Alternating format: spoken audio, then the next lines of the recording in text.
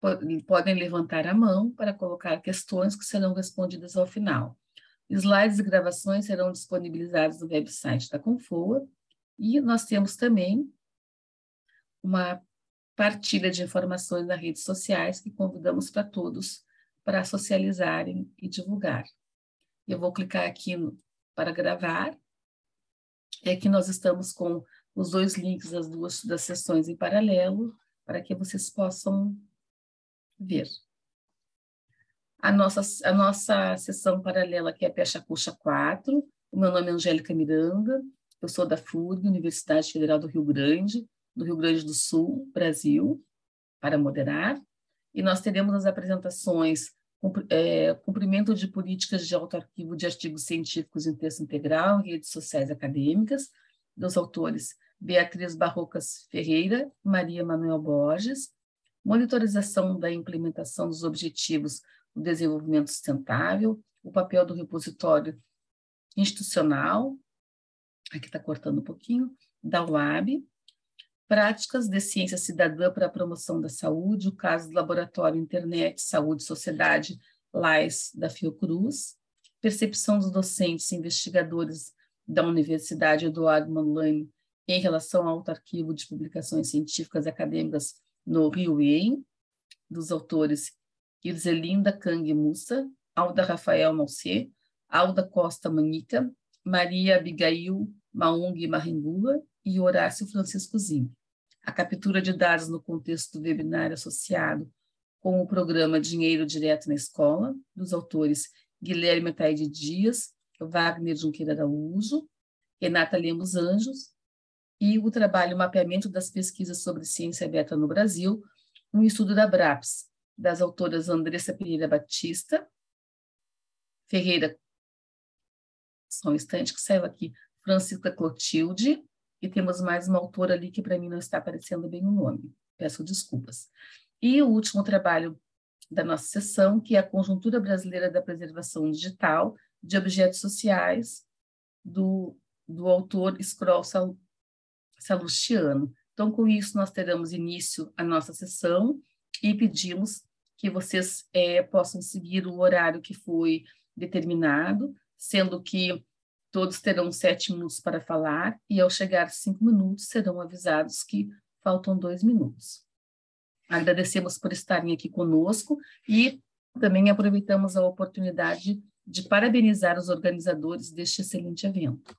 Obrigada a todos que estão aqui e assim podemos dar início para a primeira apresentação. Eu convido, então, nosso primeiro autor, os primeiros autores para compartilharem a sua tela e vou parar de compartilhar a minha. Está ok? Olá, boa tarde e bom dia a todos. Vou começar a partilhar a minha tela. Este trabalho teve uma ligeira alteração no título devido às contribuições das revisoras do trabalho e intitula-se Cumprimento de Políticas Editoriais de Acesso Aberto de Publicações em Redes Sociais Académicas e foi feita em colaboração com a professora Maria Manuel Borges, da Universidade de Coimbra. A estrutura do trabalho está compreendida de forma a contextualizar, numa primeira parte, as políticas de acesso aberto e os novos modelos de disseminação de investigação e redes sociais académicas. Depois compreende também os objetivos, a abordagem metodológica, os resultados de discussão e conclusões. As tecnologias digitais de informação e comunicação possibilitaram novas formas de divulgação e acesso à investigação, como, por exemplo, a disseminação e divulgação de e-prints, mas também a criação de plataformas de disseminação e de socialização da investigação, que possibilita a quebra de barreiras de distância e de tempo, mas também novos modelos de publicação e crescimento de acesso aberto. Neste ambiente digital, estas formas de acesso complicam a distinção entre acesso e cópia, e é neste contexto que surge a proteção da propriedade intelectual e do controle de novas formas de acesso, que surgem as políticas de copyright e de partilha das publicações, caracterizadas pela sua diversidade e complexidade. As redes sociais académicas têm cunho académico, cujas potencialidades passam pela localização, acesso, disseminação e promoção da investigação, para além de possibilitar também a presença e aumentar a presença na web, permitir a interação e descoberta de investigadores e enaltecerem a troca de informação e colaboração entre investigadores. O ResearchGate é uma das redes sociais académicas mais populares, sobretudo, é sobretudo populada pelas áreas das ciências exatas e da psicologia, compreendendo um triângulo que relaciona a interatividade, a socialização e também contribui para a reputação dos investigadores e dos seus trabalhos.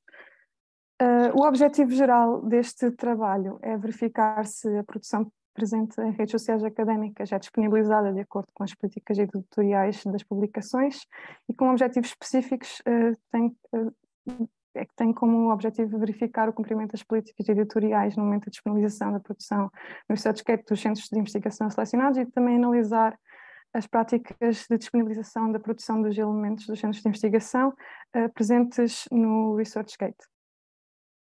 Foi adotada uma revisão da literatura com base na pesquisa bibliográfica na Scopus e na Web of Science, adotando os termos de pesquisa Open Access Self-Archiving, Copyright Infringement, Academic Social Networks e ResearchGate, em inglês, e também aplicando estratégias de pesquisa como pesquisa avançada e a conjugação de operadores booleanos, enfim. Para a seleção das unidades de investigação e desenvolvimento, foi tido em consideração o último exercício de avaliação concluído pela FCT, Agência de Financiamento de Portugal, e o melhor resultado da avaliação nas áreas mais presentes no ResearchGate, ou seja, de Biologia e Ciências Exatas, e que tivessem perfil no ResearchGate. Desta seleção foram então selecionados o Instituto Gulbenkian de Ciência e o Requinte. Para a análise das políticas, do cumprimento das políticas, foi utilizada o Sherpa Romeo e tida em primeiro lugar a versão disponibilizada no ResearchGate, a localização que a política permitia, também a licença que tinha sido atribuída e o caminho a adotar, as condições da editora, eventualmente os eventuais períodos de embarque e também no caso das revistas em que não estavam indexadas no Sherpa Romeo foi consultado o próprio sítio web da revista. No total foram analisadas 200 publicações, tanto em texto integral como acesso restrito no ResearchGate. Foram analisadas as publicações mais recentes, tanto as 20 sugeridas, as primeiras 20 sugeridas no perfil do Centro de Investigação e também as 5 publicações mais recentes de 16 membros aleatórios com perfil no ResearchGate, de forma a contabilizar as 200 publicações. Foi restringida a tipologia de artigo, e posteriormente foram feitas então o download dos documentos e a análise da política. Dos resultados, em acesso restrito, o IGC, o Instituto Gulbenkian de Ciência, tinha em acesso restrito 26 publicações, enquanto o Requinte tinha 55, e com o acesso ao texto integral, o IGC tinha 64 e o Requinte 45, contabilizando então 81 publicações em acesso restrito e 119 com acesso ao texto integral. Aceitaram-se tanto publicações em acesso restrito e com texto integral para se verificar se os investigadores que as disponibilizaram, que as colocaram no ResearchGate, tinham sensibilidade para o cumprimento das políticas. No total, portanto, do Instituto Gulbenkian de Ciência que cumpriram as políticas foram 40, as que não cumpriram as políticas foram 40 e as que cumpriram 66, e do Requinte 60 não cumpriram, aliás, 66 não cumpriram e 134 cumpriram. Portanto, das publicações em acesso restrito, 81 consideraram-se que, aliás, Das publicações em acesso restrito, 81 no total considerou-se que todas cumpriram com as políticas, e das publicações em acesso aberto, 53 cumpriram com as políticas, enquanto que 66 infringiram. Embora se tenha feito restringida a pesquisa à tipologia de artigo, 6 eram versão pós-print, 102 a versão final e 11 a versão off-print. Das 66 publicações em cumprimento, 51 não cumpriram com a localização que permitia a sua partilha, segundo a versão de disponibilidade, uma não cumpriu com as condições associadas à sua partilha, 2 devido à licença atribuída, tinham sido publicadas segundo o modelo condicional, e 12 devido ao não cumprimento dos termos de uso da editora, também relacionado com a versão disponibilizada. A amostra reduzida deste estudo revela algumas limitações, contudo, demonstra que a maioria dos investigadores estão sensibilizados para as questões de cumprimento das políticas, ainda que grande parte das publicações com acesso ao texto integral estivessem em conformidade. A área que mais publicou em acesso aberto foi a de Biologia. 10 segundos, tá? Sim. Peço desculpa, pronto. Para terminar, conclui-se que a complexidade do entendimento das políticas de autorarquivo das revistas revela uma grande variedade e diferença, mas os investigadores também, a motivação dos investigadores em utilizar o ResearchGate não se prende sobretudo com a disponibilização do acesso à investigação, mas sim com o triângulo interatividade, reputação e socialização da investigação. As políticas revelam então uma complexidade e uma grande variedade entre elas, mas contudo os investigadores parecem estar sensibilizados para o cumprimento das políticas. Revelou ainda também um padrão de publicação que está muito debatido na literatura, sendo que a Biologia publicou sobretudo em acesso aberto, enquanto a Química optou por um modelo convencional de publicação da investigação. O ResearchGate, de forma a que consiga desempenhar um papel relevante na comunidade académica, depende dos seus utilizadores, é que em garantir a fiabilidade das informações disponibilizadas e, consequentemente, o cumprimento dos termos de uso do ResearchGate e também das políticas das publicações em que publicaram. E as bibliotecas académicas desempenham um papel importante também nesta instrução e formação dos investigadores, sobretudo... Beatriz, precisamos concluir. Muito obrigada pela tua colaboração, e a gente deixa depois o trabalho para que as pessoas possam assistir. Obrigada e peço desculpas. Ora, é só obrigada, e vou parar então a partilha. Obrigada. Muito obrigada. Nós vamos convidar então agora a Madalena Carvalho para a apresentação do trabalho. Já estão a ver. Pronto. Agora? Agora está aparecendo, só precisa colocar no modo de apresentação. Modo de visualização, ok? Isso, obrigada. Ora, então, olá a todos, independentemente da latitude onde estejam, é um prazer estar aqui neste evento. E então vou apresentar um trabalho desenvolvido por mim e por Sandra Caeiro, da Universidade Aberta. E vou falar da monitorização, da implementação dos Objetivos do Desenvolvimento Sustentável, o papel do repositório institucional da Universidade Aberta. O trabalho equaciona a relevância dos repositórios institucionais para gerar indicadores aplicáveis à gestão das organizações. As instituições de ensino superior têm uma responsabilidade na criação de oportunidades, procura de soluções e respostas no sentido do desenvolvimento sustentável, em particular a capacidade de corresponder e contribuir para superar os 17 objetivos definidos pelas Nações Unidas na Agenda 2030. Esta é algumas das iniciativas, neste slide apresenta algumas das iniciativas às quais a Universidade Aberta tem implementado e tem desenvolvido nesse sentido. Da análise da literatura, indica-nos que a monitorização do implemento da sustentabilidade nas investigações, nomeadamente no que concerne à investigação e à produção académica, pode ser avaliada sobre várias formas, nomeadamente através da análise às publicações depositadas em repositórios abertos. Ora então, nós vamos, aqui na Universidade temos feito o reporte sistemático desde 2019 dos ODS no repositório. Portanto, esta é a prática que vamos aqui apresentar, de monitorização da implementação dos Objetivos do Desenvolvimento Sustentável e também para que a instituição tem utilizado para identificar áreas de investimento na oferta formativa e na investigação. Portanto, nós usamos o reporte dos ODS nas publicações. Os serviços de documentação efetuam, desde o início, a identificação da produção académica, dos conteúdos da editora da universidade, bem como dos recursos educacionais abertos. Os autores têm a possibilidade de identificar as suas produções, não é mandatório, é uma opção.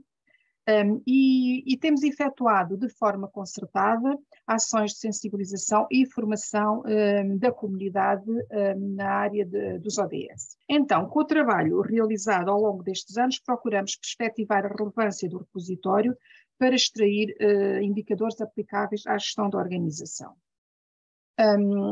O que é que nós pretendemos aferir? A representatividade dos ODS no repositório, verificar a existência de padrões de produção, percepcionar o alinhamento institucional e o compromisso dos autores. Então, para aferir a representatividade dos ODS das diferentes publicações e analisar o padrão, efetuámos uma análise comparativa dos dados relativamente aos anos anteriores.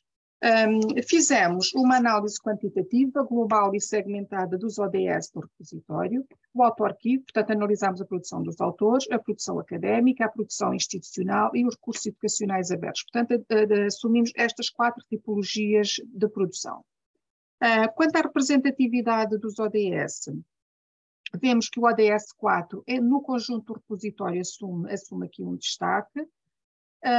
Nas diferentes tipologias de produção, portanto, vemos aqui que nas 4 tipologias o ODS 4 também aparece de forma destacado, seguido do ODS 9, portanto há aqui um conjunto, há aqui uma identidade, há aqui um alinhamento. Quando nos propomos a desenvolver um projeto, importa aferir a sua sustentabilidade, por isso importa perceber o nível de compromisso dos autores na referenciação das produções que depositam em auto-arquivo. E, portanto, a análise dos dados escolhidos, e comparativamente ao ano anterior, vemos que, apesar de algumas variáveis, é notório o aumento de adesão dos autores. Os dados indicam que a produção da Universidade Aberta pode ajudar a cumprir as metas nacionais nos diferentes ODS e ainda que pode apostar em áreas transversais e interdisciplinares, pois existe muita produção nestas áreas. Em que áreas então aqui a Universidade pode apostar, a Universidade Aberta, na oferta formativa e na investigação, desde logo na sustentabilidade, tendo em conta que tem muita formação nesta área, e relacionar esta tipologia de conteúdos com a inovação e infraestruturas, que é outra grande área, o outro grande ODS, no qual se evidencia uma forte contribuição da produção académica e científica. Também na igualdade de género, transferência de conhecimento e cooperação regional e internacional, conforme é mostrado num dos rankings, no Multi-Ranking 2021 e no The Times Ranking. Para avaliarmos a eficácia do trabalho de sensibilização da comunidade, portanto, o aumento do nível de compromisso dos autores é um indicador muito positivo e muito encorajante para continuarmos a desenvolver o trabalho que temos estado a desenvolver. Utilizamos aqui uma ferramenta de autoavaliação do impacto dos ODS. Em qualquer ferramenta nós aplicamos ao repositório e, portanto, aqui verificamos que não existe qualquer impacto negativo, mas que muitos ODS têm impacto positivo direto e indireto sobre o repositório. Portanto, esta transversalidade do impacto dos repositórios mantém-se aqui em todo o repositório. Para aferirmos a relevância do repositório enquanto sistema de apoio à gestão, tiramos aqui algumas conclusões. É que o reporte ODS no repositório fornece indicadores que permitem aferir o desempenho da sustentabilidade da instituição numa das suas vertentes fundamentais, a investigação e o ensino. As publicações incidem sobre o ODS 4 e 9, o que evidencia o seu alinhamento com a principal área de atuação da universidade. O trabalho permite efetivamente monitorizar a forma como a instituição responde aos compromissos da Agenda 2030 e fornecer indicadores nacionais ligando com rankings externos, e ressalta a relevância da manutenção da aposta na formação e sensibilização de autores, em particular nas áreas menos representadas. Foi um gosto estar aqui convosco. Qualquer dúvida, questão, podem entrar em contato connosco. Obrigada pela vossa atenção. A professora Angélica volta a conectar. Eu vou dar sequência aqui aos trabalhos da sessão, para a gente não demorar mais alguns minutinhos.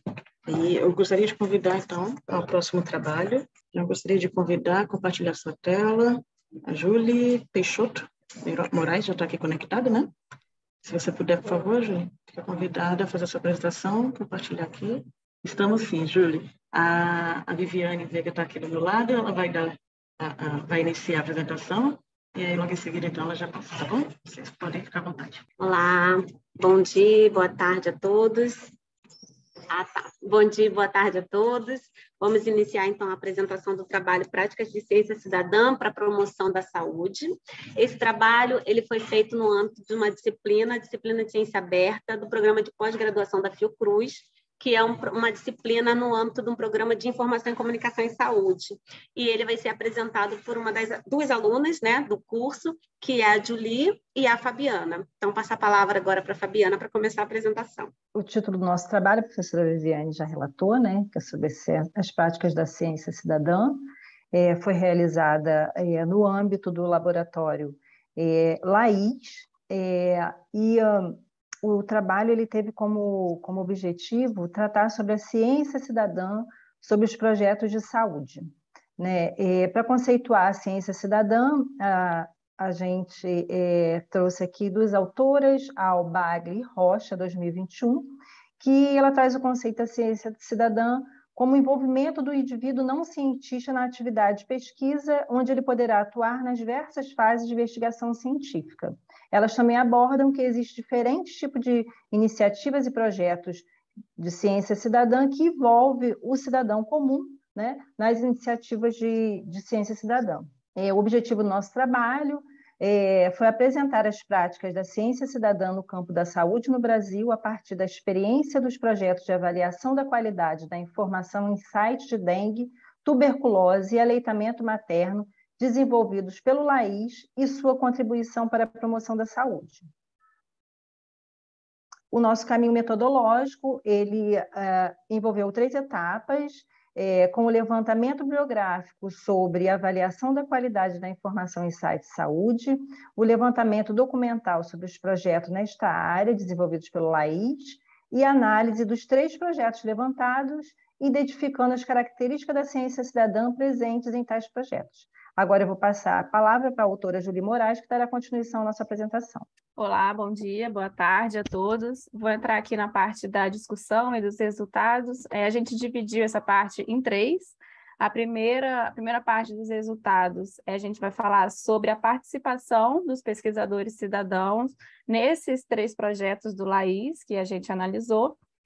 Os projetos desenvolvidos por esse laboratório, eles utilizam 5 critérios para poder avaliar a qualidade de um site em saúde. E aí, no projeto de dengue, que foi o primeiro desenvolvido, os cidadãos participaram da avaliação de 4 desses 5 critérios. No projeto de tuberculose, eles participaram da construção dos indicadores que iam avaliar esse site e também da avaliação dos 5 critérios utilizados. E no último projeto, que é o mais recente, que é o de aleitamento materno, os pesquisadores cidadãos participaram da construção dos indicadores de todos os critérios e também na avaliação de 4 dos 5 critérios. Aqui a gente trouxe uma foto de uma pesquisadora cidadã durante uma atividade desenvolvida lá no LAIS. Essa foto está disponível no site do laboratório. A segunda parte, né, dos resultados é sobre os benefícios que os pesquisadores cidadãos tiveram ao participarem dos projetos. O primeiro foi a maior aproximação entre cidadãos e ciência. Tem relatos dos participantes do projeto e ali eles deixam claro que eles conseguiram aprender bastante coisa sobre o tema de saúde que estava sendo abordado naquele projeto. E isso acaba, né, por aproximar o cidadão da ciência, o que é muito benéfico. O segundo benefício foi o recebimento de um auxílio pecuniário mensal, que foi uma bolsa, né, todos os pesquisadores cidadãos que participaram dos projetos, eles são moradores da comunidade de Manguinhos, aqui no Rio de Janeiro. Para quem não conhece, é uma comunidade periférica.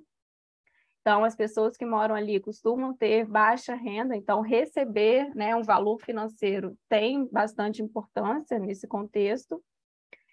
O terceiro benefício foi a obtenção de conhecimentos básicos em informática, e o quarto foi a melhoria da autoestima desse grupo. Esse quarto aspecto a gente consegue observar também a partir dos relatos que eles deram. E a terceira parte aqui dos resultados é sobre os benefícios para os projetos, né? Porque não só os cidadãos se beneficiaram, como o projeto em si também se beneficiou. Então, o primeiro foi que os pesquisadores participaram do processo de construção dos indicadores e também da avaliação dos critérios, né, nos sites que estavam sendo avaliados ali em cada um dos projetos. E, com isso, os participantes se tornaram coautores da pesquisa e isso acabou por potencializar o conhecimento científico produzido, porque esses pesquisadores cidadãos, eles acrescentaram aos projetos as experiências vividas por eles e também conhecimentos prévios, né, que eles possuíam.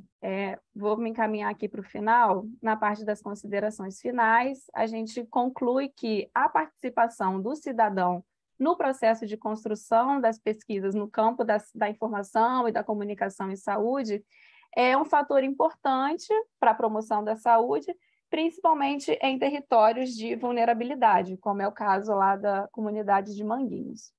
E aí recomenda-se mais iniciativas de prática de ciência cidadã na área da saúde, de forma a contribuir para a realização de uma ciência que possa promover uma maior aproximação entre academia e comunidade, a partir da qual todas as partes envolvidas sejam beneficiadas.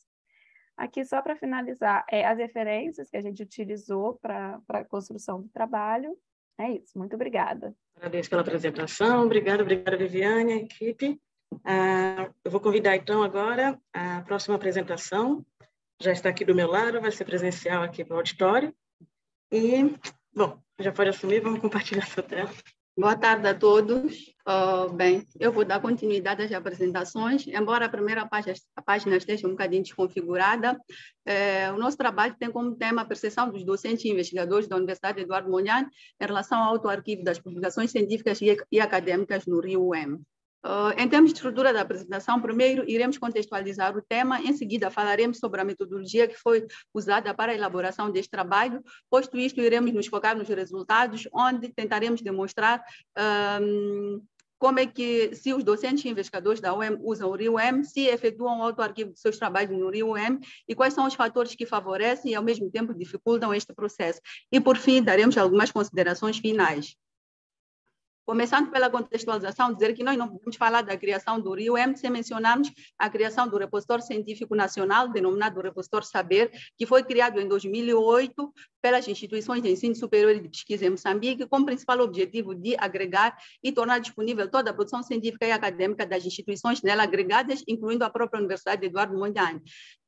Gradualmente, isto é, em 2009, a Universidade Eduardo Mondlane aprovou a norma de depósito legal dos trabalhos de culminação de curso de pós-graduação e graduação na Biblioteca Central Brasão Mazula. Portanto, esta norma permitiu com que houvesse uma maior aderência ao depósito dos trabalhos na Biblioteca Central e, consequentemente, um maior povoamento dos trabalhos no repositório Saber. A posterior, isto é, em 2015, foi aprovada a política de publicação da UEM, que, em conformidade com o movimento de acesso aberto, privilegiou a criação de repositórios. Então, foi neste mesmo período que foi criado o repositório institucional da Universidade Eduardo Mondlane. Em 2016 e 2019 foi realizado o primeiro e segundo seminário sobre o acesso aberto e ciência aberta, respectivamente, com o principal objetivo de divulgar e consciencializar a comunidade científica e acadêmica de Moçambique e da UEM em particular sobre a importância da preservação e partilha do conhecimento em repositórios institucionais, com particular ênfase no Rio-UEM.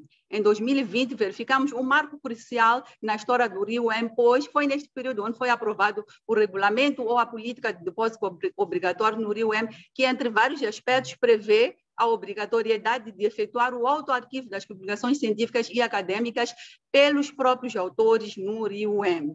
Em termos de objetivos, esta pesquisa pretende analisar a percepção dos docentes e investigadores da Universidade Eduardo Mondlane em relação ao autoarquivo das publicações científicas e acadêmicas no RIUM. De forma mais específica, nós pretendemos avaliar se os docentes e investigadores da UEM usam o RIUM, se efetuam o autoarquivo de seus trabalhos no RIUM e quais são os fatores que favorecem e, ao mesmo tempo, dificultam o autoarquivo de seus documentos no RIUM.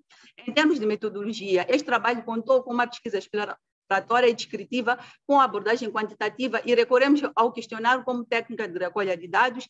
Questionário este composto por 21 questões e este questionário chegou ao conhecimento dos docentes e investigadores através de um e-mail que nós formulamos e enviamos para eles e obtivemos cerca de 91 respostas. O questionário decorreu num período de um mês, de 15 de agosto a 15 de setembro, e foi aplicado usando o Google Form. Realçar que neste período também foram promovidos treinamentos sobre o autoarquivo no RIUM, tendo-se reforçado a necessidade e a importância do preenchimento do questionário aos docentes.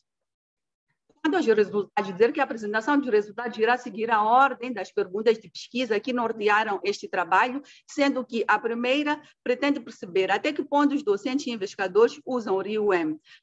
Conforme os dados, podemos perceber que a maior parte, isto é, 85,7% dos inquiridos têm conhecimento sobre a existência do RIUM e eles tomaram conhecimento sobre a existência do RIUM principalmente através dos treinamentos de acesso e o uso dos recursos eletrônicos que têm sido promovidos pela Biblioteca Central, tendo atingido um percentual de 53,8%, seguidos do contato que eles vêm tendo com o site da UEM, a seguir com o site da Biblioteca Digital e por indicação de colegas. Quando questionados sobre a frequência do uso do RIUM, a maior parte dos inquiridos, isto é, 62,8%, afirmaram que nunca efetuaram nenhuma pesquisa, nenhum tipo de pesquisa no RIUM e apenas 25,6% afirmaram que usam o RIUM apenas uma vez por mês. Quando questionados sobre qual é o motivo pelo qual buscam as informações no RIUM, a maior parte dos respondentes, isto é, 57,7%, afirmaram que nunca efetuaram pesquisas no RIUM. E os que usam o RIUM buscam informações principalmente para atualizar os conhecimentos na sua área de pesquisa.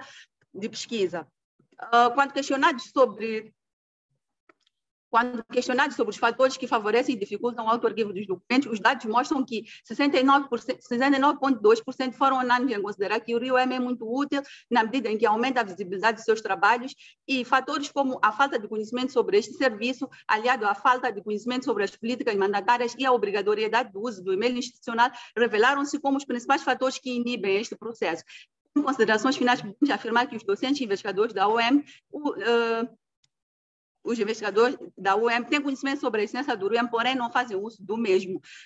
Constatamos também que eles não efetuam o autoarquivo de seus documentos no RIUM, apenas optam pelo depósito de teses e dissertações com recurso ou apoio dos bibliotecários. Considerando o baixo nível de adesão ao autoarquivo, achamos importante considerar a via de depósito mediado para o autoarquivo, não só como forma de incrementar o depósito do RIUM, mas também como forma de motivar os docentes. E, para finalizar, dizer que a falta de conhecimento sobre o autoarquivo revelado nesta pesquisa remete-nos à ideia de que é necessário redesenhar as estratégias de divulgação e sensibilização dos autores sobre a utilidade do RIUM e do autoarquivo, utilizando diversos meios de disseminação para o alcance desta comunidade. Muito obrigada. Parabéns pela apresentação, pelo trabalho. Bom, vamos dar sequência aqui, só reforçando que quem tiver perguntas a fazer aqui na plateia e pelo chat, fica à vontade, que a gente, ao final, vai direcionar para os autores, tudo bem? Então, vamos seguir aqui. O próximo trabalho, convido o senhor Guilherme, Wagner ou a Renata para fazer a apresentação. Renata, é você? Renata, isso. Perfeito, obrigada. Você pode compartilhar sua tela. Pronto. Bom dia e boa tarde a todos. Hoje a gente vai estar apresentando um trabalho intitulado A Captura de Dados no Contexto Webinário associado com o programa Dinheiro Direto na Escola. O trabalho foi realizado pelo professor Guilherme Ataíde, professor Wagner Junqueira e por mim, Renata Lemos. Então, inicialmente, a gente traz aqui um breve contexto, né, apresentando um pouquinho do que seria a ciência dos dados e o incentivo a esse acesso aberto aos dados de pesquisa, dados científicos, porque eles se tornam insumos de informação, e essa informação traz inúmeros benefícios para a sociedade, né? Os dados são estudados e trazendo noções da realidade da nossa sociedade. E aí, por isso, a gente vem vendo um movimento a favor do compartilhamento dos dados. Mas o breve compartilhamento também não adianta. A gente precisa compartilhar os dados, almejando o reuso, o acesso e o reuso desses dados. Ou seja, a gente precisa compartilhar e o usuário precisa entender sobre o que são esses dados, né? E aí, como a gente difere o compartilhamento da publicação. A partir do momento que eu publico os meus dados, eu me preocupo com o usuário que vai acessar esses dados. E aí, baseado nisso, a gente cita os princípios FAIR, que é uma iniciativa que se preocupa com esse reuso dos dados, e as boas práticas de compartilhamento da W3C. Baseado nisso, a gente começa a perceber os dados transformados em informação, e essa informação é subsídio para tomadas de decisões no mundo acadêmico, no mundo da educação e assim por diante. E aí, no mundo da educação, nós temos o programa Dinheiro Direto da Escola, que foi criado em 1995 pelo Fundo Nacional de Desenvolvimento da Educação, o FNDE. E aí o PDDE, ele presta assistência financeira tanto a escolas públicas quanto privadas, se tiver ensino especial. E aí o PDDE vai contribuir na manutenção e melhoria da infraestrutura física e pedagógica. Nesse sentido, a pesquisa busca desvendar quais e como foram realizados os procedimentos para a garantia da qualidade dos dados provenientes dos questionários aplicados no webinário PDDE Ações Integradas do Fundo Nacional de Desenvolvimento da Educação da região Nordeste. E aí, inicialmente, o PDDE, todo ano, ele realiza um evento que se chama o Webinário PDDE de Ações Integradas, onde os diretores das escolas que recebem esse incentivo, os técnicos administrativos, enfim, eles participam desse webinário para troca de informações, troca de experiências, e aí, dentro desse webinário, a equipe Secamp Nordeste, ela implementou um questionário para ver a realidade do que está acontecendo com esse insumo que é dado pelo governo, né? E aí a gente teve 14 mil participantes, que foram representantes das escolas que são beneficiadas, aplicou um questionário de 10 questões, um questionário muito rapidinho, e aí depois nós tivemos que assegurar a qualidade, porque como a gente vai ver mais lá para frente, algumas questões foram colocadas de uma maneira equivocada, e aí na hora de analisar os dados, torná-los homogêneos, a gente encontrou um pouquinho de dificuldade, e é isso que a gente vai estar apresentando como uma recomendação mesmo.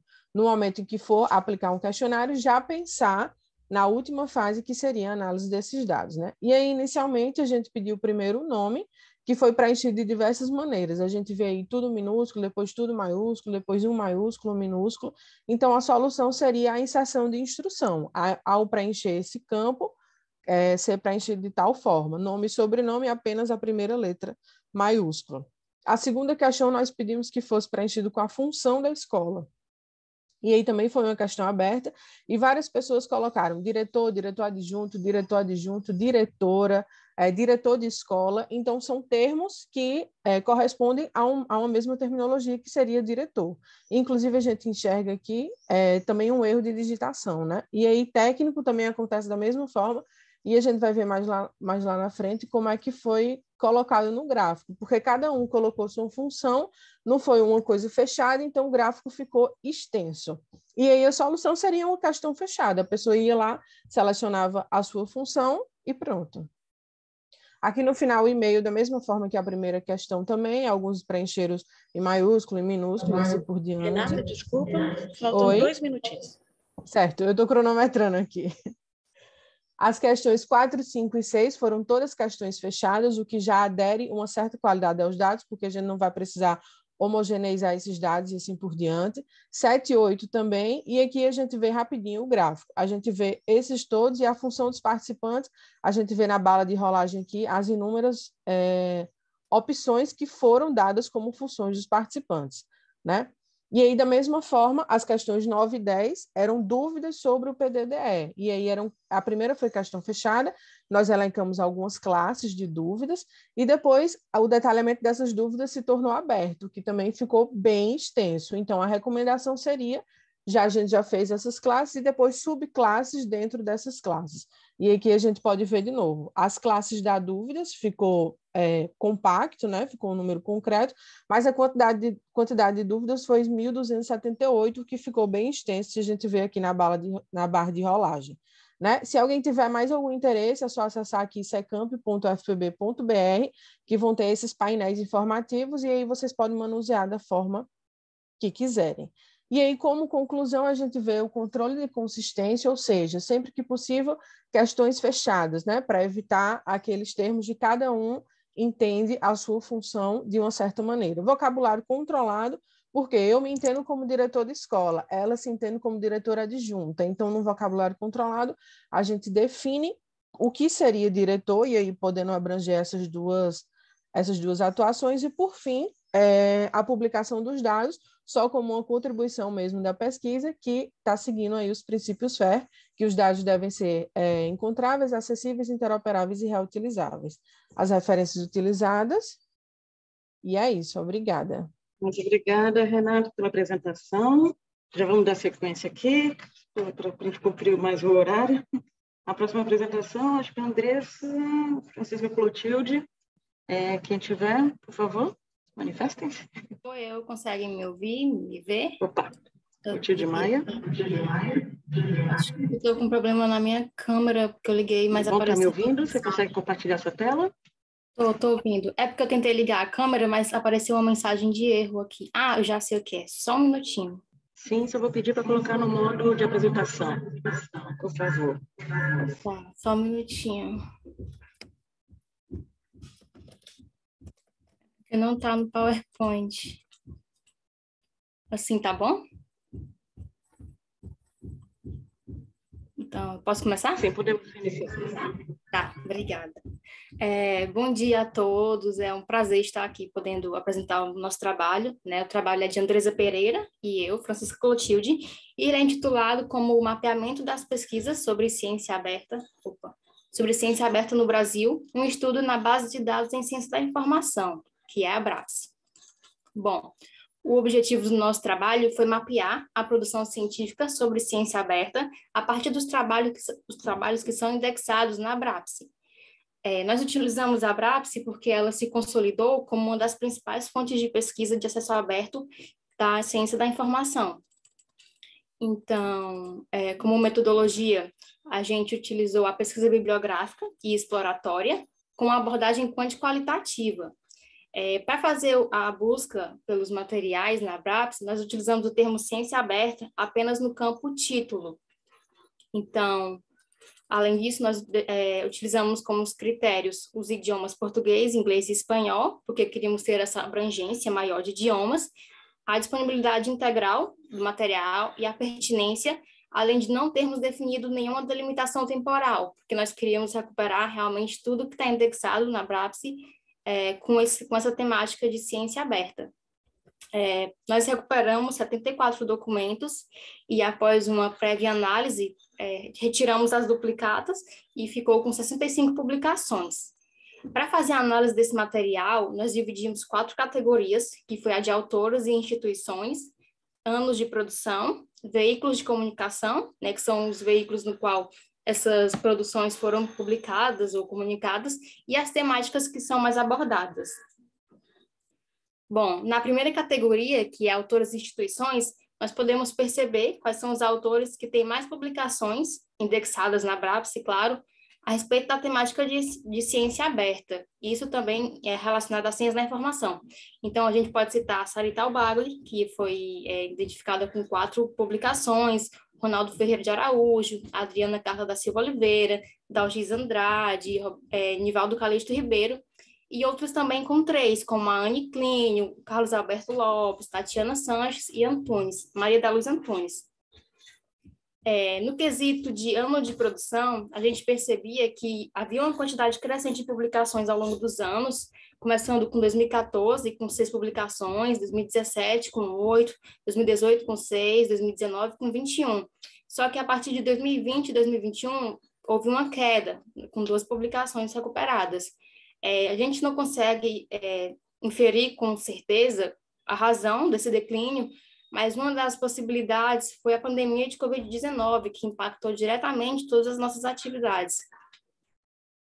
Em relação aos veículos de comunicação, né, os locais onde essas produções são veiculadas, a gente pode perceber a representatividade dos eventos no debate sobre o tema, especialmente no que está relacionado à Confoa, porque além das comunicações do evento, a gente pôde recuperar as comunicações que eram publicadas nas revistas. Por exemplo, encontramos os trabalhos publicados na revista Cadernos Bad, de Portugal, eram 5 publicações, trabalhos publicados na revista Ciência da Informação, que é do Brasil, com 7, na revista Páginas A e B, também de Portugal, com 8. Além disso, também encontramos trabalhos que foram publicados nos anais do Encontro Nacional de Pesquisa e Pós-Graduação em Ciência da Informação, que é o ENANCIB, um evento da área da Ciência da Informação que acontece, e também na revista Eletrônica de Comunicação, Informação e Inovação em Saúde, que é a RESES, com 7 publicações, e a revista Transinformação, também do Brasil. A respeito das principais temáticas abordadas, a gente pode ver como o tema da ciência da informação e ciência aberta são bastante predominantes, mas também outros assuntos tangenciais, como colaboração científica, direitos autorais, acesso aberto, comunicação científica, que é uma área maior, política de informação, ciência cidadã, enfim. E como breves considerações, a gente pode perceber que a ciência aberta, ela se apresenta como uma forma de promover a acessibilidade mais democrática das informações, e mapear suas produções é uma das maneiras que a gente tem de entender como a temática vem sendo discutida, né? Vem sendo trabalhada em determinadas áreas, em determinados períodos. Então, além disso, a gente pode perceber também um aumento expressivo das produções a partir de 2014, que a gente pode até inferir, de certa forma, que ela foi bastante impulsionada por eventos como Confoa, né, devido à amplitude do evento, do alcance, por ser um evento internacional.